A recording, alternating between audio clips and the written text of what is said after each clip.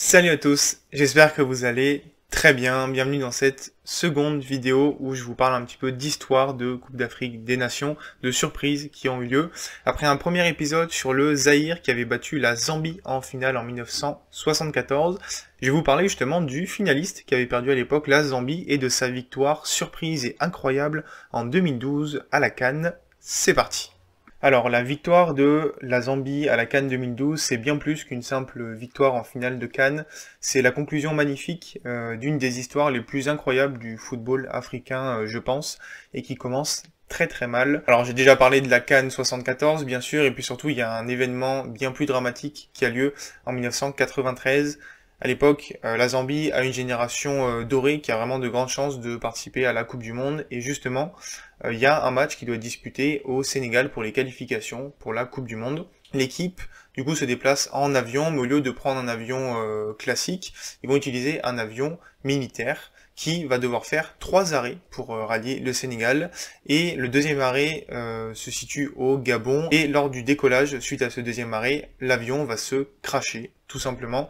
Il n'y aura pas un seul survivant lors de ce crash. 30 personnes vont périr, notamment la majorité des joueurs et des entraîneurs. Finalement, il y a 2 joueurs qui vont survivre parce qu'ils participeront tout simplement pas à ce vol. On a Charlie Moussanda, joueur d'Anderlecht qui était blessé à l'époque, et le capitaine, sélectionneur et la star de l'équipe, Kalusha Boualia, j'espère que je prononce bien son nom, qui jouait à l'époque au PSV Eindhoven, qui avait été retenu un petit peu plus longtemps par son club, et donc il avait dû se rendre au Sénégal par ses propres moyens, ce qui va le sauver finalement. Alors ce qu'il faut savoir, c'est que malheureusement c'est une succession d'erreurs humaines, puisque les études ont montré que l'avion qui avait été utilisé avait tout un tas d'éléments qui étaient défectueux, notamment au niveau du moteur ou du système lumineux, et il a quand même été décidé de partir avec cet avion. C'est ce qui est sûrement le plus triste dans cette histoire, c'est que c'est un crash qui aurait carrément pu être évité. Évidemment, ce crash c'est une catastrophe qui va entraîner de vibrants hommages à travers l'Afrique et à travers toute la planète. Ça va laisser une trace indélébile dans l'histoire de la Zambie.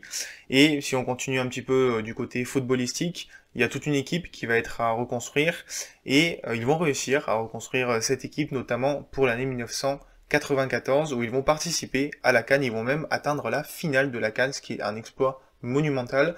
Ils vont perdre 2-1 face au Nigeria. On peut penser que c'est d'autant plus triste, mais d'une certaine manière, on peut aussi voir un signe du destin, puisque en 2012, donc près de 20 ans après le crash, la CAN prend place au Gabon, pays dans lequel donc la majorité de l'équipe a péri en 1993, et c'est une occasion en or pour les joueurs zambiens de rendre un hommage magnifique à leurs aînés décédés 20 ans plus tôt. 2 éléments de contexte pour 2012, on est juste après les élections en Zambie qui ont montré de très grosses fractures dans la population, principalement entre 3 ethnies qui ont des langues différentes, mais qui ont par exemple un mot en commun qui est Chipolo Polo, le surnom de l'équipe de foot de Zambie.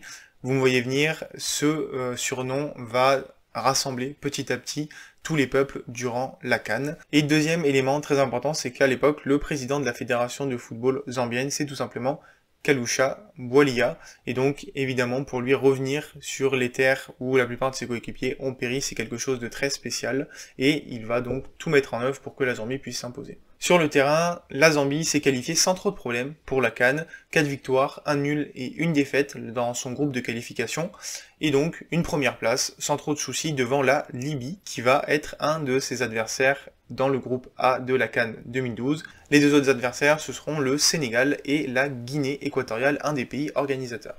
Donc à l'époque, on est sur un format à 16 équipes pour la CAN, 4 groupes de 4, les 2 premiers sont qualifiés en quart de finale, puis quart, demi, finale.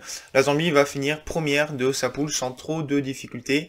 Victoire contre le Sénégal et la Guinée équatoriale, match nul contre la Libye, 6 buts marqués, notamment 2 pour chacun des attaquants, Maduka et Katongo, et ça leur permet justement d'avoir un quart de finale assez abordable face au Soudan. Ils vont rapidement ouvrir le score en quart de finale, et suite au rouge pris par un joueur soudanais à la 65e minute, ils vont sceller le score pour s'imposer 3-0.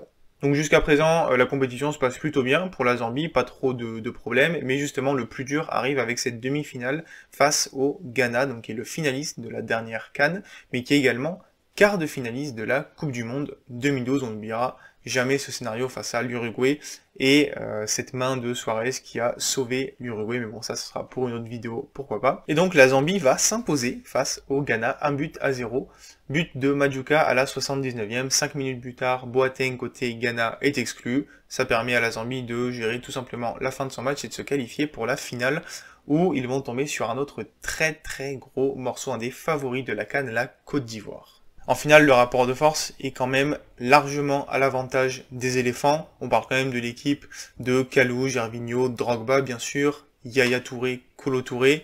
Face à ça, la Zambie paraît malheureusement un petit peu faible. Mais si la Zambie n'a pas forcément plus de talent que la Côte d'Ivoire, il y a la motivation, le cœur et l'esprit de ces 30 personnes décédées en 1993. Et c'est d'ailleurs pour ça que donc le président de la fédération zambienne, Kalusha Bolaya, un des survivants de l'époque, organise 2 jours avant la finale un pèlerinage sur la plage proche de laquelle donc l'avion s'était crashé quasiment 20 ans plus tôt. Et on peut pas s'empêcher de penser que ce pèlerinage et toute la motivation que ça leur aura apporté leur permettra de faire l'effort supplémentaire pour aller chercher cette victoire. Cette finale n'est pas forcément un modèle de finale ouverte en termes de jeu, peu d'action, ambiance irrespirable, énormément de tension, et ça finit à 0-0 après prolongation, malgré un penalty raté par Drogba devenu très célèbre, également un poteau obtenu par la Zambie durant la prolongation. On se dirige donc vers des tirs au but et une séance qui va être interminable. Les 7 premiers tireurs de chaque équipe vont marquer leur tir au but jusqu'à un premier raté côté ivoirien avec Yaya Touré, qui donc rate son penalty. Balle de match pour la Zambie, malheureusement c'est raté par Kalaba. Penalty suivant, encore un raté, cette fois par Gervinho. Et donc cette fois c'est Sunzu qui a la balle de match et qui va la transformer.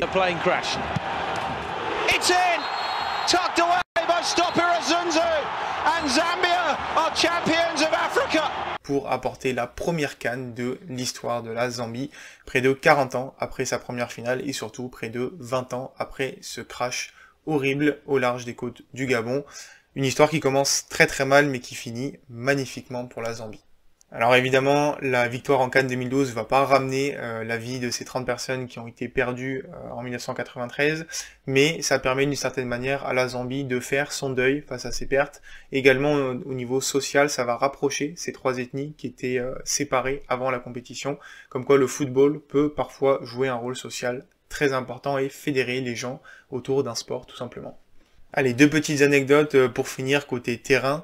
À l'époque, donc en 2012, la séance de tir au but entre la Côte d'Ivoire et la Zambie est la plus longue de l'histoire de la CAN. Elle va être battue en 2015 par la séance de tir au but entre le Ghana et la Côte d'Ivoire, encore une fois, qui cette fois va s'imposer 9 tirs au but à 8.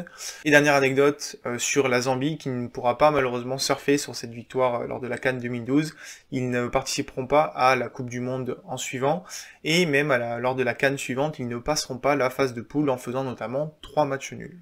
Voilà pour cette vidéo axée sur la CAN 2012, mais plutôt, on va dire, sur l'histoire de l'équipe de la Zambie qui les mène jusqu'à cette victoire en 2012. J'espère qu'elle vous aura plu. Je trouve que c'est une des histoires les plus belles du football africain. Je suis très heureux d'avoir pu vous la partager.